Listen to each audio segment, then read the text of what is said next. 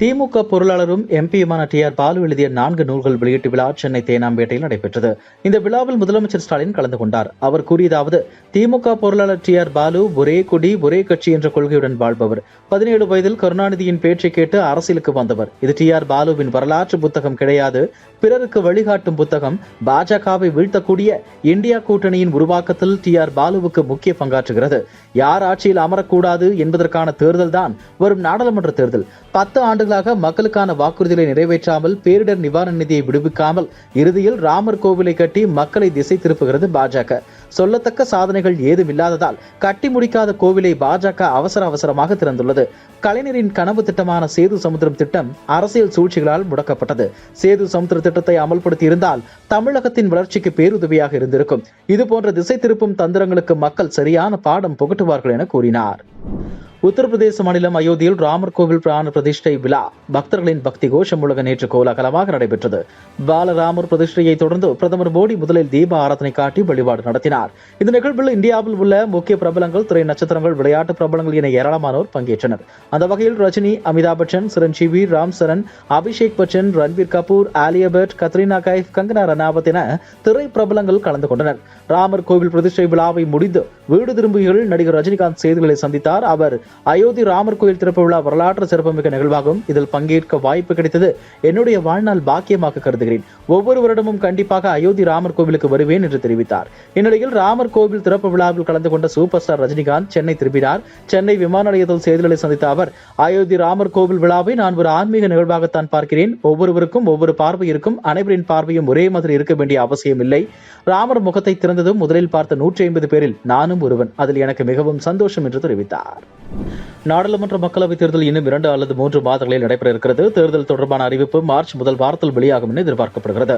மொத்தம் 543 மக்களவை தொகுதிகளுக்கு 7 அல்லது 9 கட்டங்களாக வாக்குப்பதிவு நடைபெற இருப்பதாக கூறப்படுகிறது. இந்த நிலையில் நாடாளுமன்ற தேர்தல் வரும் ஏப்ரல் 16ஆம் தேதி நடைபெற இருப்பதாகவும், அதற்கேற்றவாறு தேர்தல் சார்ந்த திட்டங்களை வகுக்கும்படி மாநில தேர்தல் அதிகாரிகளுக்கு தேர்தல் ஆணையம் சுற்றறிக்கை அனுப்பியுள்ளதாக தெரிகிறது. இதனிடையே நாடாளுமன்ற தேர்தல் வரும் ஏப்ரல் 16ஆம் தேதி நடைபெறுவதாக வெளியான தகவல் குறித்து விவாதம் எழுந்தது. இந்த நிலையில் டெல்லி தலைமை தேர்தல் ஆணையம் தரப்பில் விளக்கம் அளிக்கப்பட்டுள்ளது. அதாவது, தலைமை தேர்தல் ஆணையத்தின் தேர்தல் திட்டமிடலின்படி அதிகாரிகள் தங்கள் பணிகளை திட்டமிட்டு செய்து முடிப்பதற்காகவே இந்த உத்தேச தேதியை குறிப்பிட்டுள்ளதாக தெரிவிக்கப்பட்டுள்ளது. எங்களது எண்மண் எண் மக்கள் யாத்திரை லோக்சபா தேர்தலில் எதிரொலிக்கும் என தமிழக பாஜக தலைவர் அண்ணாமலை தெரிவித்துள்ளார். இதுகுறித்து அண்ணாமலை கூறியதாவது: வரலாற்று சிறப்புமிக்க நிகழ்வு. குழந்தை ராமனுடைய பிராண பிரதிஷ்டையை நாம் அனைவரும் பார்த்தோம். மிக முக்கியமான சரித்திரம் நம் நாட்டில் நிகழ்ந்துள்ளது. 500 ஆண்டுகள் நம் மக்கள் பொறுமையாக இருந்தார்கள். அனைத்து வழிகளிலும் போராட்டத்தை நடத்தி கொண்டிருந்தார்கள். இந்த நிகழ்வை தமிழகத்தில் நேரலை செய்வதற்கு கூட நீதிமன்றத்தின் உதவியை நாட வேண்டிய கட்டாயம் இருக்கிறது. எந்த அளவுக்கு தமிழக அரசு இங்குள்ள மக்கள் நம்பிக்கைக்கு எதிராக இருக்கிறது, இந்து மக்களுக்கு எதிரான ஆட்சி நடந்து கொண்டிருக்கிறது என்பதை மறுபடியும் இந்த 3 நாட்களை ஊர்ஜிதம் செய்திருக்கிறது. இதையும் அறவழியில், ஆன்மீக வழியில், தர்மத்தின் வழியில் பாஜக வென்று காட்டுவோம் என்று இந்த நாளில் சபதம் ஏற்கிறோம். வரும் லோக்சபா தேர்தலில் தமிழக மக்கள் ஆளும் திமுக அரசுக்கு பாடம் புகட்டுவார்கள். மக்களை ஒருங்கிணைக்கவே யாத்திரை செல்கிறோம். அது தொடரும். எங்களது யாத்திரை லோக்சபா தேர்தலில் எதிரொலிக்கும் என அண்ணாமலை கூறினார். திருச்சியில் தமிழக பாஜக தலைவர் அண்ணாமலை செய்தியாளர்களுக்கு பேட்டியளித்தார். அப்போது அவர் கூறியதாவது: சமீபத்தில் நடந்து முடிந்த திமுக இளைஞரணி மாநாடு நமத்து போன மிச்சர், அதை யாரும் சாப்பிட முடியாது. தமிழகத்தை திராவிட முன்னேற்ற கழகத்திடமிருந்து மீட்பதே பாஜக கொள்கையாக இருக்கிறது. ஒற்றை குடும்பம் ஆட்சியில் இருக்கக்கூடாது என்பதுதான் எங்களின் நோக்கம். வேங்கைவேல் சம்பவத்தில் குற்றவாளிகளை இன்னும் கைது செய்யவில்லை. சமூக நீதி குறித்து பேச திமுகவிற்கு தகுதி இல்லை. இந்தியாவை பொறுத்தவரை ஒற்றை கட்சியான பாஜக தான் இனி ஆட்சியில் இருக்க வேண்டும் என மக்கள் முடிவு செய்துவிட்டனர். இளைஞரணி மாநாடு என்பது நமத்து போன மிச்சர், அதை யாரும் சாப்பிடவில்லை. வந்த குப்பை கூடைகளை நிரம்பிய தான் திமுக இளைஞரணி மாநாட்டின் சாதனை. தமிழகத்தில் திமுகவின் ஊழல் பற்றி தமிழக பத்திரிகையாளர்கள் ஏன் 31 மாதமாக பேசவில்லை? எங்களது எதிரி திமுக தான். எங்கள் 2 பேருக்கு மட்டும்தான் போட்டி.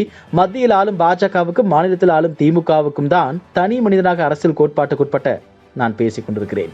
திமுக 2G ஃபைல்ஸ் போய்கொண்டுள்ளது. 2 தற்போது வெளியிடப்பட்டுள்ளது. 9ஆம் தேதி வெளியிடப்பட்ட பின்னர் திமுக ஃபைல்ஸ் குறித்து பேசுவேன். பிஞ்சு போன உதிரிகள் எல்லாம் சேர்ந்து இந்தியா கூட்டணியாக வந்தார்கள். நாட்டில் முடிவு எடுக்க முடியாது. அது அபாயம். அதை தடுக்கத்தான் மக்கள் பாஜகவுக்கு வாக்களிக்க தொடங்கி உள்ளார்கள். சென்னையில் பிசிக தலைவர் திருமாவளவன் செய்தியாளர்களை சந்தித்தார். அப்போது அவர் கூறியதாவது: ஆளுநர் ரவி இல்லை, RSS Ravi. Governor RN Ravi RSSின் ஒட்டுமொத்த குரலாக இருக்கிறார். RN ரவி முகத்தில் பூசாரிகள் கரியை பூசியுள்ளார்கள். பிரதமர் மோடியின் ஆட்சியில் ஏற்பட்ட அவலங்களை மறைக்கும் வகையில் அயோத்தி ராமர் கோவில் பிரதிஷ்டை விழா நடந்துள்ளது. ஜெய் ஸ்ரீராம் என்று இந்திய மக்களை கோஷமிட வைத்துள்ளனர். அயோத்தியில் நேற்று நடைபெற்றது பொய்யை உண்மையாகவும் புராணத்தை வரலாற்றாகவும் மாற்றும் அவலம். அப்பாவி இந்து மக்கள் அடிமைப்படுத்தப்பட்டு வருகின்றனர். மீண்டும் பாஜக ஆட்சிக்கு வந்தால் சமூக நீதி, சுதந்திரம், சமத்துவம், சகோதரத்துவம் போன்ற ஜனநாயக மாண்புகள் சிதைக்கப்படும். பாஜக புதிய பாரதம், ராமராஜ்யம் உள்ளிட்ட கொள்கைகள் பார்ப்பனிய தர்மத்தை பாதுகாப்பதற்காக அமைக்கப்பட்டது.